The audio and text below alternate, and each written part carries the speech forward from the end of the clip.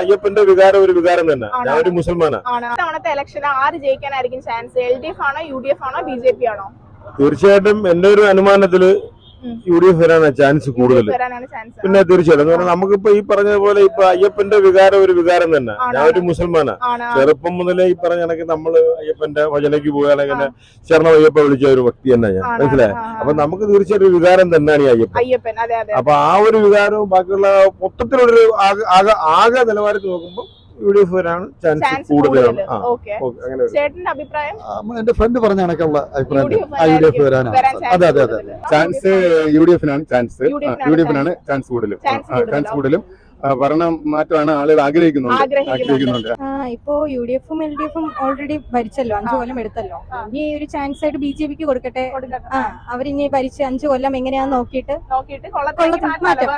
5 വർഷം ഇനി കഴിഞ്ഞിട്ട് മാറ്റാം. അപ്പൊ BJP-ക്ക് കൊടുക്കുവാണല്ലേ? BJP-ക്ക് കൊടുക്കണം.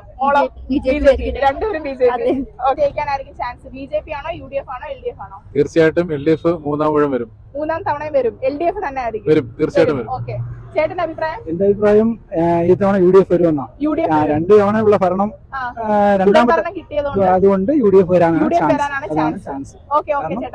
രണ്ടാമത്തെ ഇതെന്ന് പറയുമ്പോൾ ഭരണം എന്ന് പറഞ്ഞാൽ ഒട്ടും തൃപ്തിയില്ലാത്ത ഭരണമായിരുന്നു. രണ്ടാമത്തെ ഭരണം തൃപ്തിയായില്ല. അതുകൊണ്ട് മാത്രം ജനങ്ങൾക്ക് ഒരു ചേഞ്ച് വരണമല്ലോ. ഈ തവണത്തെ ഇലക്ഷൻ ആരായിരിക്കും ജയിക്കാൻ ചാൻസ് എന്നുള്ളത് കമന്റ് ചെയ്യാനായിട്ട് മറക്കരുത് കേട്ടോ.